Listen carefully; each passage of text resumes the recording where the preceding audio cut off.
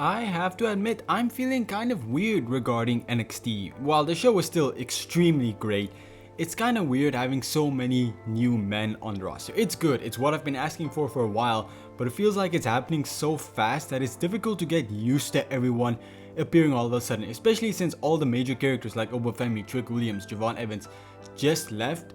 But again, it's not something I'm complaining about, I'm just saying that it does feel a bit difficult to get used to everybody suddenly appearing. Like, the show opens with Ethan Page defending his North American Championship against the new French luchador Elio LeFleur, and honestly he had a really amazing first performance. He does give a lot of likable babyface energy, which is really difficult, and his performance in the ring was pretty good. I was really impressed with the guy. He does seem like a good addition to the roster, and again, his match was quite fine. I think it was a very good first impression, although obviously Ethan Page did retain his championship. Now, immediately after this match, as Ethan Page celebrates, Ricky Sainz comes out, and Ricky Sainz and the two of them share a few words before Ricky Sainz joins commentary, so we can instantly go into our next match. Yeah, things were moving fast tonight, which is Shiloh Hill versus Josh Briggs. The winner goes on to the ladder match to crown the new NXT champion, and thank God Shiloh Hill wins. Man, I have nothing against Josh Briggs. He was doing stuff, he was improving, but he's just so boring. I'm really starting to buy into Shiloh Hill. I think the dude is really, he has a lot of charisma, right? Well, I don't think he's gonna win the NXT championship. I would not be against it. I mean, I feel like personally Shiloh Hill could be a big thing in the future of NXT. So if they wanted to throw a wild card in that, I could see him pulling it out. After the match, however, Tony D'Angelo jumps the ring, beats down both men, and then has a stare down with Ricky Sainz, who tries to protect himself with a chair.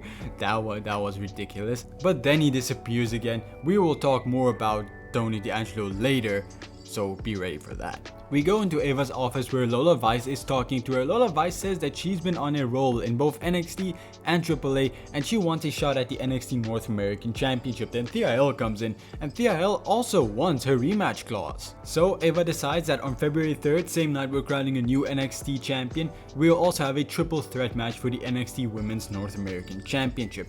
And I'm conflicted because I still want Izzy Dame's reign to continue. I feel like we have to progress that somehow, probably with Tatum Pax, although I feel I'm a bit over that. But I also really want Lola Vice to finally have a championship. So I don't know, man.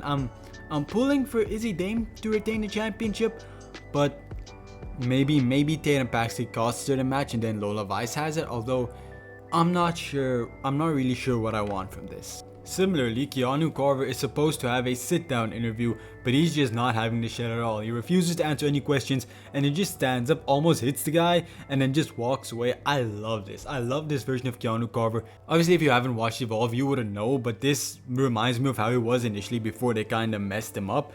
But this is the best version of Keanu Carver, and I really hope he succeeds on NXT because he's really being cool. And he's going to face Andre Chase next week for the qualifier match. I mean, God, you could have at least made us think someone's gonna fight Keanu Carver. I mean, there's no way Andre Chase is gonna win, but should be interesting. No, it's not gonna be. It's gonna be an absolute squash match. Then we have a nice little tag team match as Chase University goes up against the Vanity Project Swipe Right in a fun little tag team match, and I love how the tag team division is being built up. We also later on get the announcement that OTM will challenge for the tag team championships next week, and God, I hope OTM wins. They've really won me over the last few weeks, and I'm so hopeful that they're gonna win the tag team championships. I'm really invested in them.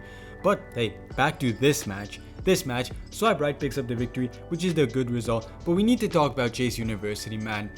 This team has never really gotten over with me. I mean, I saw the potential at the start, but I never really bought into it. And even now, they're absolutely a failure. I mean, if they were being judged by their collegiate performance in Chase U, they would be like, they wouldn't even rank on the GPA. They'd be fucking kicked out of college for how bad they are.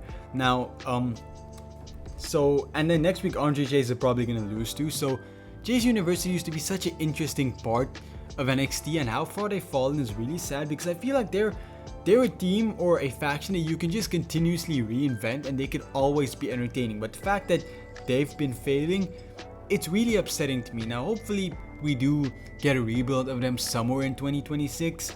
That would be good. But for now, I'm happy Swipe Right won. They're a really interesting tag team. I'm excited to see how the whole Vanity Project succeeds on NXT. Jada Parker then comes down and she seems like she's a babyface now, which is something I can actually really get behind. And man, I'm really excited for his feud with Blake Monroe. Essentially Jada Parker just gives everyone on NXT her flowers. Jada says she's been watching, but she hasn't just been sitting on her ass, she's been ready. That's when the lights go out and Blake Monroe appears up there in her little fancy spot.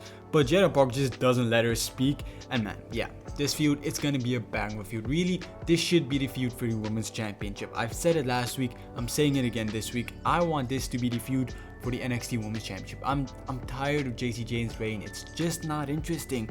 And although this is not gonna happen, man, yeah, this match gonna be a banger. Both women should honestly be on the main roster, but I'm not gonna complain that I get to see them on NXT. Then Ricky Sainz and Ethan Page run into Miles Bourne backstage, and they're both kind of hounding him on to be a more, let the evil side of him come out, essentially. And Miles Bourne seems to be listening. So yeah, Miles Bourne is probably gonna, yeah, I think he's gonna win next week. I don't think he's gonna be fully heel next week, but he's probably gonna let out some heel tendencies and then pick up the victory that way. But on a totally unrelated note, I would like to see Ethan Page and Ricky Sainz form a team. Not necessarily a tag team in a tag team division, but just this duo of asshats that keep teaming up every now and again. I feel like that would be a cool little faction team thingy. I don't know what you would call that. Just two associates who always hang out but somehow always succeed. Then we have Sean Lexie versus Eli Knight, where surprisingly Eli Knight loses. I was under the assumption that Eli Knight's going to win, but hey, Sean Lexie picks up the victory and I'm totally down with that. I mean, Sean Lexie, how do we say this? He's been on a bad streak recently, because like he always loses the big matches on Evolve, and I don't see him winning the NXT championship, so he's probably gonna lose that too. They're really well, I guess it doesn't really matter. Half of the people that watch NXT probably don't watch Evolve, which you should check out my videos on Evolve. I'm sorry I haven't uploaded Evolve last week. I really did get a bit busy, so I didn't have time for that, but we're back this week. We're totally back this week, I promise.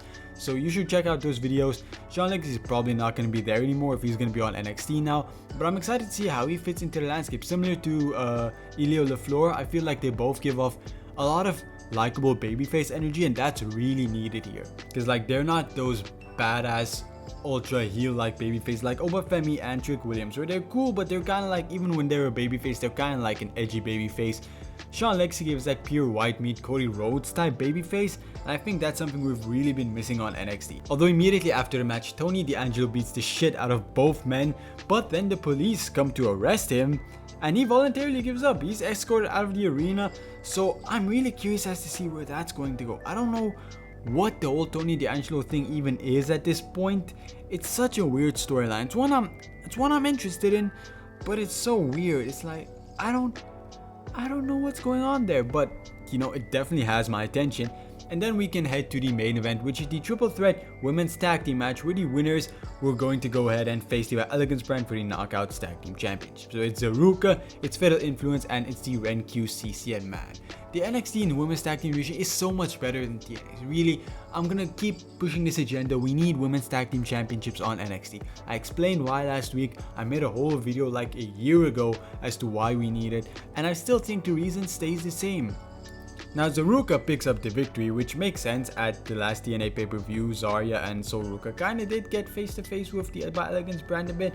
We even had a promo earlier in the night addressing that, so it makes sense.